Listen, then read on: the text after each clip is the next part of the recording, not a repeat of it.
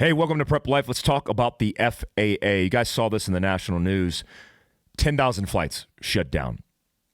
It's the first time in history this has ever happened because of a software glitch, and the second time in the country's history since September 11th of 2001 that we've shut down all airlines, grounded them because of a software glitch. According to a more deeply seated report, one software engineer transferred one file, and it shut down 10,000 flights. Now, they identified this about 24 hours prior to the actual shutdown because they were trying to reboot the backup system, but it failed.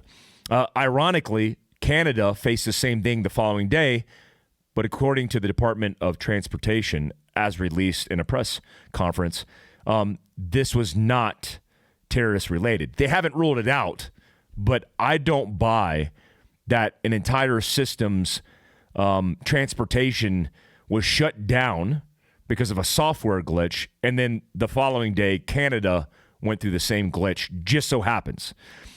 Herein lies the problem with our country right now. We're putting all our eggs in one basket for the sake of efficiency, optimization.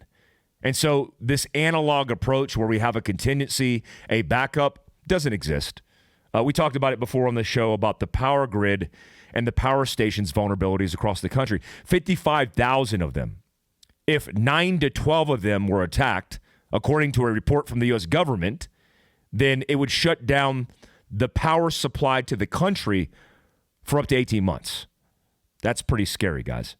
So, the things that we teach in self-reliance is about understanding that all the things that you lean on because of this social collaboration and agreement of outsourcing everything, you better be prepared and start insourcing some of that, because if you depend on that system solely, you're setting yourself up for failure. I'm talking about these floods that affected California, still affecting California across the entire state, up to 20 inches of rain in some places. The rain ultimately isn't the issue. It's not just because of the rain. When you have a bomb cyclone dumping record amounts of snow, especially in the Sierras, that is followed by rain that melts feet of snow. That turns into water, and it overflows rivers, ponds, any body of water throughout the state, lakes. This is going to cause massive flooding. Even people in our own network have been affected by this. Thoughts and prayers go out to those guys, and most of them are prepared, but people are dying across the state of California because they're not paying attention. Like, I feel bad for the victims, but I also feel bad for this 5-year-old child they couldn't find because their parents decided to cross a body of water. They lost connection. Now they're looking for the child, who's likely not going to be found alive. I'm optimistic about that, but I'm a realist when it comes to these type of circumstances. Guys, get away from these situations and stay informed. The Weather Channel has been forecasting this dramatic weather event days in advance. Pay attention. If you're inside of your car and you get swept away, likely you made a lot of mistakes leading up to that event. They just found a woman deceased in her vehicle that was submerged underwater because a body of water near her overflowed and she got swept away. So, guys, this is a lot of this is preventable. So, a lot of the things that we are being affected by, even in the state, the beautiful state of Utah, is weather-related, natural disasters. But I want you to think about something. Imagine civil unrest. Imagine civil unrest stacked on top of one of these major events.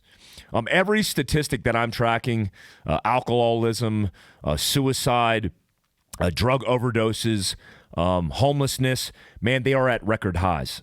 Drug overdoses, for example, in 2022 was 110,000. The year before that, it was 107,000, and we broke major records from 2022, from 2021. That number is continuing to rise. Why is that rising? Well, I can tell you, this is part of the problem, right? When you're living a virtual reality and not a real reality, and you're not happy. You think you are because the dopamine you're getting temporary hits of, but man, we are a less resilient society. I got to train this weekend with Pacific Northwest with Greg Anderson's crew Training Northwest, LLC.com. You guys could find them up there. But Greg Anderson and Toby run a great program. They host great events. They have a beautiful range. It rained the entire time. And one of the things me and Greg talked about is this idea of being more resilient because you're getting more comfortable in operating in discomfort. I mean, exposing yourself to challenges of just like, I don't know, training in the rain for 5 hours is new to most Americans because we have it so good. I mean, we've had it better right now, this moment, than we've ever had it in human history. I mean, even the poor aren't poor. It's like I see homeless encampments in Seattle, Washington when I flew in there, and it looked like Solder City. But people aren't homeless because they're living in shelters that are allowed to be built up all along the freeways and all along parks and towns, etc. Is that a homelessness crisis or is that a mental health crisis? I think it's a mental health crisis because all of those crises lead into bad habits like drugs, like addiction, and that causes people to be homeless. And what is the incentive for somebody not to be homeless? I mean, if you're homeless and you have a roof over your head, you have all the basics of survival, shelter, food, all the essentials, and you don't even have to work, and you're super comfortable in your sleeping bag in your tent, then what's the incentive? There are none is the answer. Had a good group in Pacific Northwest in Washington near Granite Falls, I think in Granite Falls, Washington. I love that area, man. It's so beautiful. Unfortunately, when you're not walking by meth houses, by homelessness and all that other stuff, but there is a hidden gem. It's literally the hidden GYM gym, which is Greg Anderson's CrossFit gym, who he's partnered in with, as well as his jiu-jitsu dojo that has hundreds of members. They are building a more resilient community that way. Got to meet up with American Contingency. Big shout out to American Contingency. It was really cool catching up with you guys. Had them come out, just say thank you. You know, I am not American Contingency. I started the program, but you are American Contingency. What is that? All I could say is go to AmericanContingency.com, but it's super cool seeing all of community assets come together. Construction, first aid, not just shoot, move, and communicate, but the things that are important for people to leverage when shit hits the fan. They can come together and develop and evolve as a community, and their families are becoming family friends so they can lean on each other, especially when there are catastrophes or disasters. That's really cool. Let's talk about the power vulnerability again. There's been several attacks throughout the country. I don't know what this is. It's not being reported accurately as far as what the potential cause is or what the incentive is. Why are people doing it? I don't know. A lot of people are blaming it in the media on white nationalism, which doesn't make any sense to me. But if you see the vulnerabilities and attacks, what does that mean? Just be more reliant in your own circumstance at your house. We've always recommended generators, but not just like the Honda generator that's ran by fuel, but having the setup that's attached and tethered to your home, like a 17 kilowatt Generac ran off propane that could fuel not just your home, but a whole bunch of other things. And it's a standalone system. It's not integrated into the institution. You need to have a standalone system that's independent from the institution. Those attacks are happening, and I think the vulnerabilities that we have across the country are problematic. And again, as civil unrest and discourse starts to evolve, what does that turn into? I don't know. It turns into more people having to live without power. Right now, if you ask your question in your home, can we live without power and how long? That will fill in the gaps for you when coming up with solutions. Also, do you see this classified information leak? Apparently, Biden's vice presidency, he had a private citizen office where he had classified information that was discovered in November and not released and not communicated to the public. I think it was November of 2020 that it was discovered, but not released to the public until like yesterday. Why is that a problem? Well, the attorney, the general attorney, decided to put out a independent investigation against Trump for that, but we don't seem to be doing anything now as an administration or as a government to put in an investigation or inquiry to why Biden had top secret or classified information at his home as the vice president when he was a private citizen.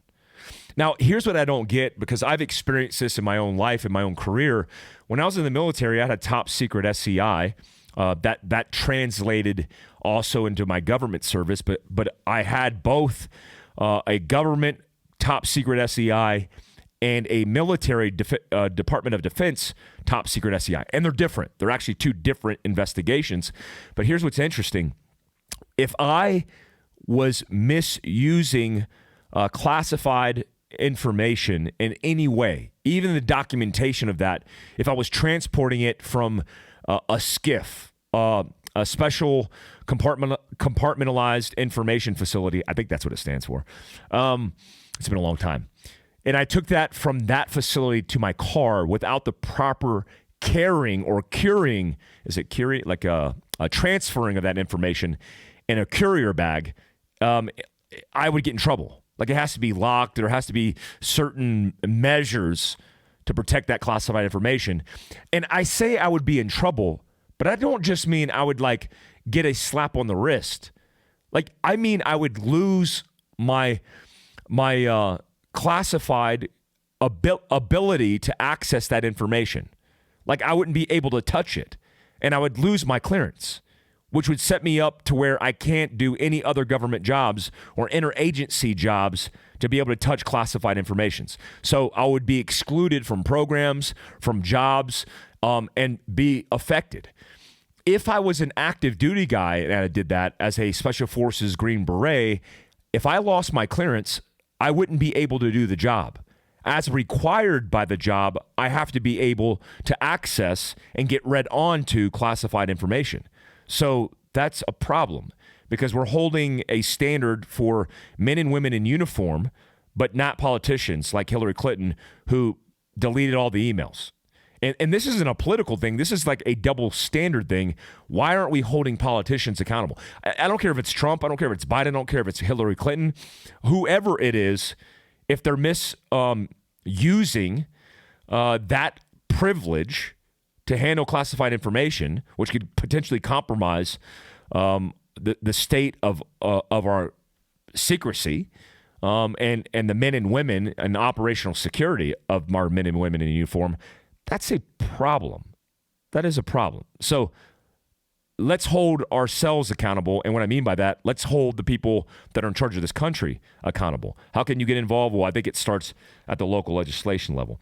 I'm going to gap fill mindset in before EDC, mobility, and homestead, because I think mindset is very important to talk about. I think mindset is what builds resilience, which is the start point of preparedness. It's not like 2 or 3 steps down the line. A lot of people think, I don't know, this is the start point here, but it's not. The best practice of being healthy and well, fit, and mentally sound is the start point. So on mindset, let's talk about mindset. I want to bring up the fact that a lot of people who are winners have a specific focus. And what do I mean by winners? Because I'm speaking loosely about the term. Winners often are people who are successful, but aren't, virtue signaling their success. Like, they're not telling the world how successful they are.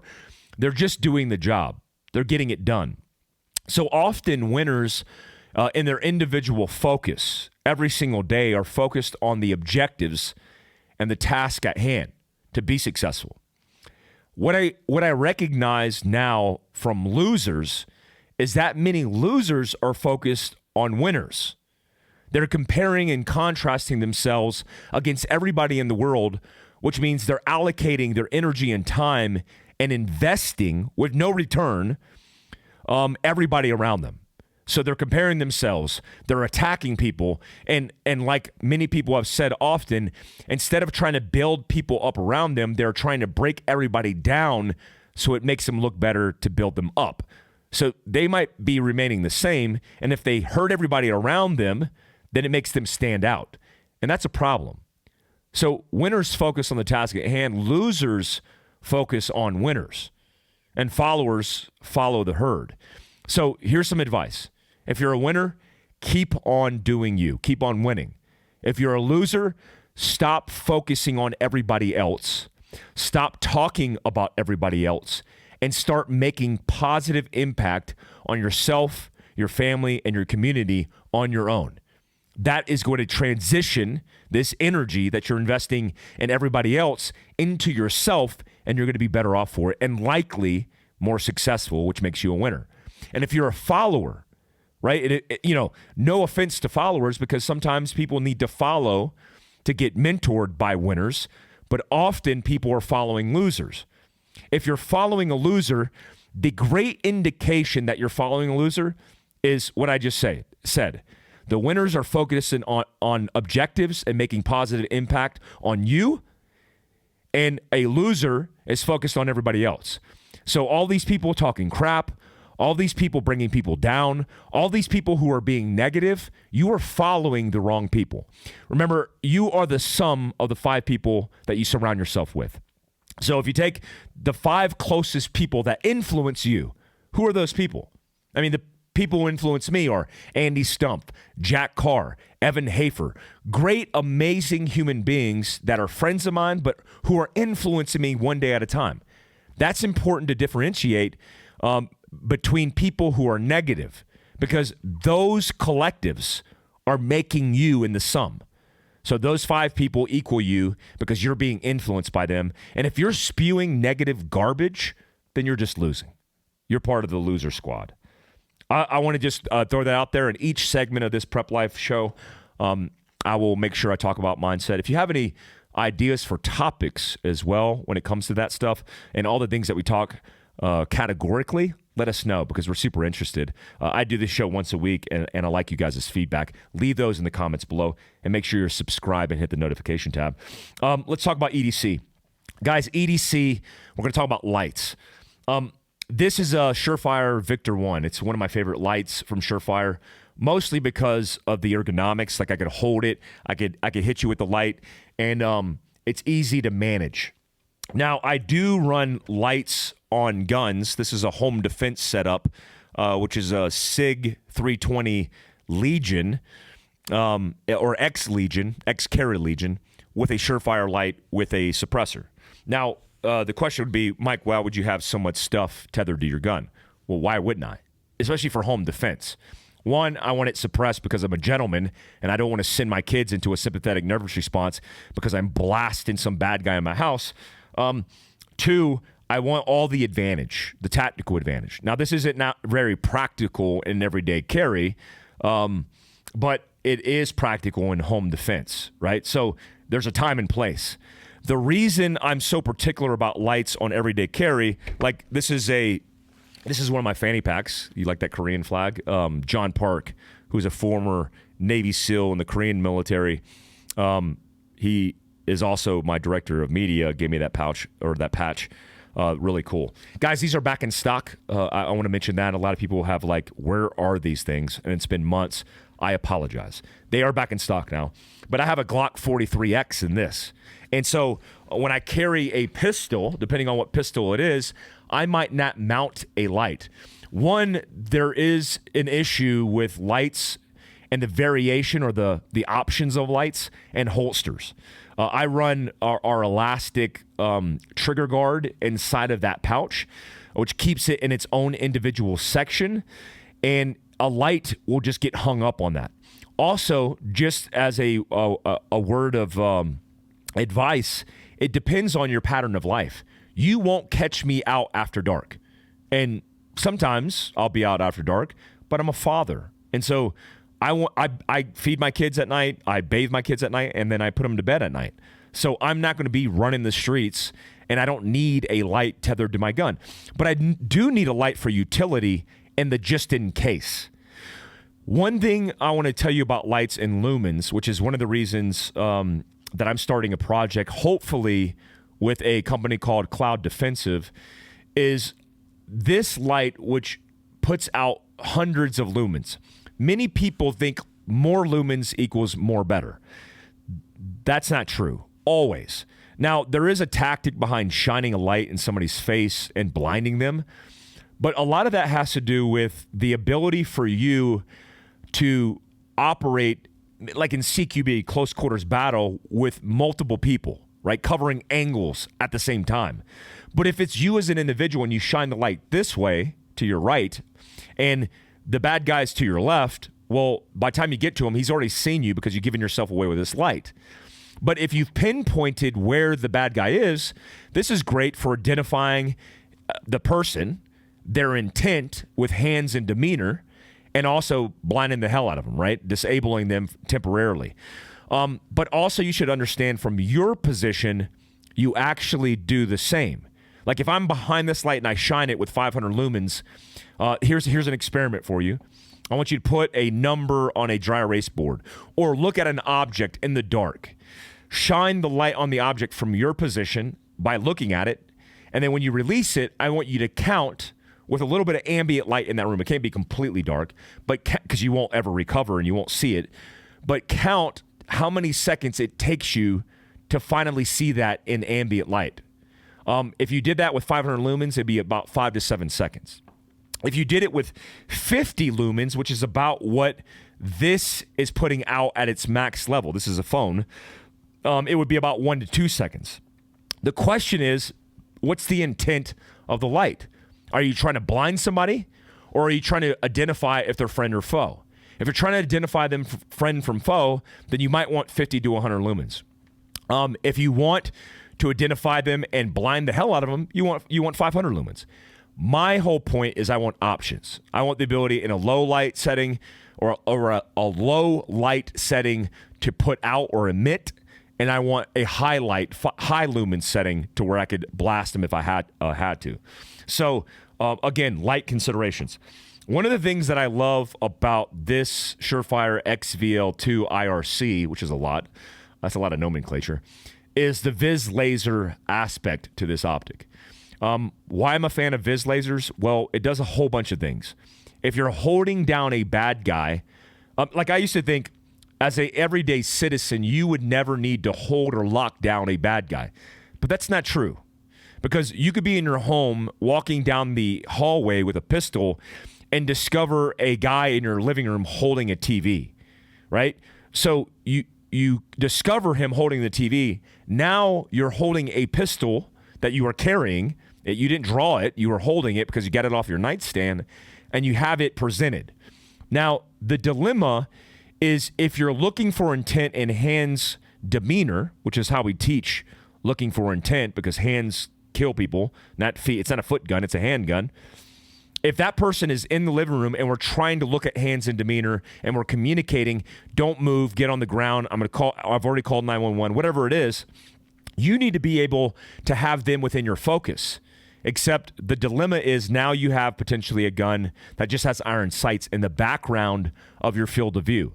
So you have good alignment, but if you wanted to break a shot, could you get front sight focus in that little millisecond of his action, right? His movement.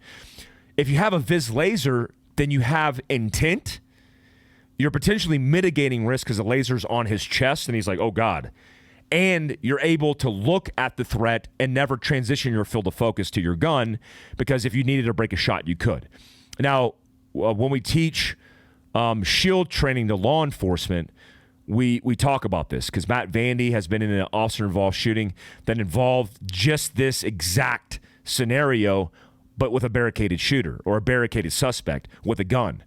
So he was able to look, not take his eyes off of him and transition to the gun, but he had confidence in breaking the shot where the laser was aligned on the bad guy. So just a thought for home defense, have this on your home defense gun, because now you have more options. And more options not always is better, but in this case, I think it is. Also, let's transition to mobility. Mobility is kind of how we teach preparedness. We teach everyday carry, what's on your person. That's like what's in your rucksack. The extension of that is your vehicle, because that's an extension of your space or your capacity. That ability to look at your vehicle in that way gives you more capacity to develop more capability. Like if you carry a tourniquet on you, then you should have an aid bag in your trunk of your car. We just released with Premier Armor a new armor panel that's 3A, which is 3A, if you don't know, is basically small arms, 357, 9mm, 40, 45. This will stop small arms, but the integration of this with Velcro adapts to a 20-liter and it adapts to a mobility bag. So now you have soft armor on your panel pack of your vehicle. The next run of our mobility panel pack, I'll drop the hint now, we're going to design the integration of soft armor into the mobility bag. So you no longer have to worry about it.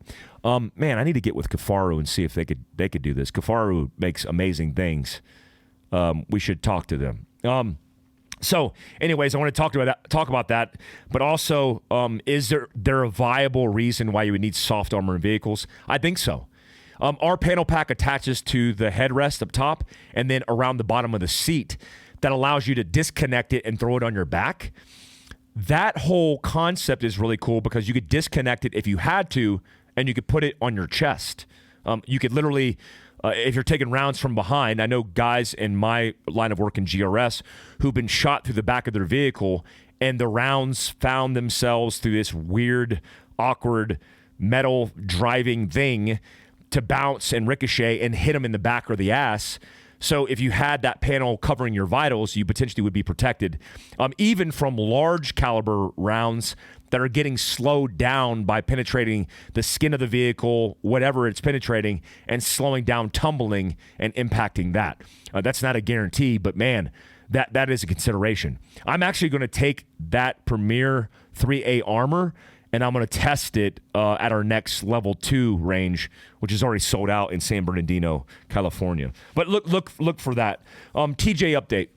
So I'm doing a budget build. A lot of you guys have asked me about a budget build. I have 2 budget builds for, I like somebody said on YouTube, the word budget and overlanding don't go hand in hand. That's true, but not really. Now, overlanding is like moving from one place to another via the destination. I pay attention to Clay Croft, Kurt Williams, Scott Brady, the OGs in the overland space. But if you're traveling from one destination to another component of overlanding is being able to be self-reliant and self-sustained along the way. So if I think about a budget build version of that, it doesn't take a lot to think outside the box. So I'm doing a TJ, right? I think it's 1999 to 2006 they made the TJ, which is a Jeep Wrangler. I have the Sahara model. I'm doing that low-end budget. 3 things that I've adapted in the budget as the top 3 things to get done. Number 1, maintenance. I got the Jeep guide down in Salt Lake City.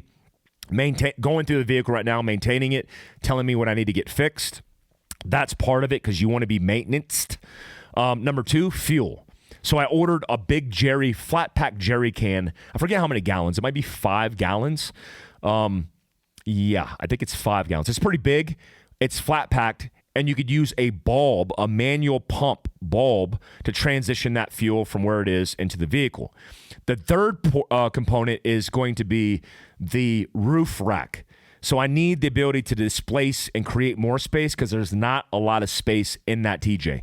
I might even set it up for 2 people, not necessarily 4, because, if I'm rolling with my family, that's great, but I don't have the room to bug out. I would rather have the capability and throw my kids on top of that in the worst case scenario than have them comfortable and cozy and not have the capability as a bug out platform. But we'll see. I think that with survival and first aid are going to be the start point of this. And I wanted to give you an update because that's coming really soon. Also, the evolution of that, I have a Subaru budget build that's in the works. And I've extended kind of the mid-range overland capability into an LJ. If you're not familiar with if you're a Jeep guy, you know immediately what that is. It's a 10, some would say 15-inch extension of the TJ. I think it's 10 inches behind the door and 5 inches behind the rear tire that gives a wider wheelbase, but also more space for activities. It's more capable. Now I have more space, and it's a bump up in budget. The tier 1 version of this is going to be my right-hand drive Land Cruiser, which right now is getting an Alucab camp setup with goose gear, the fireplace, all the things built into it that we're going to have ready for Overland Expo. Super excited about that. But I wanted to put that out there because mobility should always be something that you do or you think about expanding your capability. Lastly, Homestead. When we look at Homestead, there's lots of things you do. I mentioned a couple things, but I want you guys to think about your security camera setup. If you don't have security cameras, I think you're wrong and you should. Now, a lot of people would say, well, it's tethered to the system and the power goes down. Yeah, I get that. But there are security camera systems now that you could run independent or wire for independency and contingencies when the power goes down. I use Vivint. I'm not sponsored by Vivint. I'm not paid by Vivint. But ironically enough, they're in our backyard. They're actually down in Salt Lake City. Vivint is the best system that I've ever seen out of all the CCTV cameras that I've used. I get SMS texts. I have the ability to trigger or set up and trigger movement where I want. They have internal and external alarms built into them where once triggered, they give an audible notification to potentially the person. That's tethered to lights because you could flash on the lights at the same time. And it also is all communicated to my phone and to a panel. Now, that's key. It's also tied into fire and carbon monoxide if you need it. Those things are very important because I need early warning when it comes to security for my house. Also, it records. So if I'm not home, it's recording all of the patterns of life and information. And if you live in a neighborhood, even looking at the package on your front door as a security measure, putting out the sign that you have a Vivint security system is going to be a deterrent, but actually having the system is even going to be better than just having the deterrent. Guys, books. I always end this off with a good book. I want you to read Sacrifice, the Green Berets, A Fateful Ambush, and A Gold Star Widow's Fight for the Truth. This is the wife of Brian Black, a Green Beret from 3rd Special Forces Group, Michelle Black, who wrote this. I interviewed her for the Black Rifle Coffee podcast. You guys can check that out on Black Rifle Coffee's YouTube or their podcast, wherever podcasts are found. But amazing tribute to her husband. And this hits close to home because I served in 3rd Special Forces Group. I was in Bravo Company and Charlie Company. Brian was in Alpha Company. And all the players that were involved, at least at the senior leadership level, I knew. And it's a tragic story of, heroism, of bad decisions made, of courage under fire. And it's tragic, but it's something that we need to read and understand so we don't continue to make the same mistakes. But also, where you could invest your investment in time, energy, and money. If you guys want to support Gold Star Teen Adventures, GSTA, it is a organization that we are behind. Anything you could do to support Gold Star widows and their families is also important. Folds of Honor is one of the organizations that we support because they offer scholarships for those families. And right now, 777, 7 continents, 7 days, and $7 million to raise for Folds of Honor are doing it right now. I'm proud of my buddies, Andy Stump, Jericho, Logan, all these Mike Cirilla, all these amazing Americans who are going out trying to do this. They just left Miami to Barcelona, Spain, and now they're on their way to Egypt to jump on the continent of Africa. So very proud of these guys. And you should support these guys and definitely support Michelle Black and read the book, Sacrifice. The audiobook is also available. Guys, links down below. Make sure you subscribe to our newsletter. A lot of people are like, hey, man, your courses keep selling out. I don't know how I need to be notified, but can I get on a list? The best list you can get on in advance is our newsletter. That link is down below. When you subscribe, you'll be the first to know, especially because we drop these courses periodically. Also, the link to my book that's available right now. Man, I'm so thankful and grateful for the opportunity to write a book, but also thankful to you guys for supporting the book. I don't know if I could say the numbers, but I will anyways. We already sold 1,000. We already pre-sold 1,000 hard copies of my book Prepared that comes out June 6th. June 6th. Like, that's a long time from now. And we've already sold 1,000 copies because of you, because your belief in us and what we do and what I do. I'm so very proud and thankful. That link is below as well if you want to support us. I appreciate everything you guys do for us. Stay positive, stay alert, and stay alive. And like Greg Anderson would say, no one is coming to save you, so save yourself. Thanks, guys.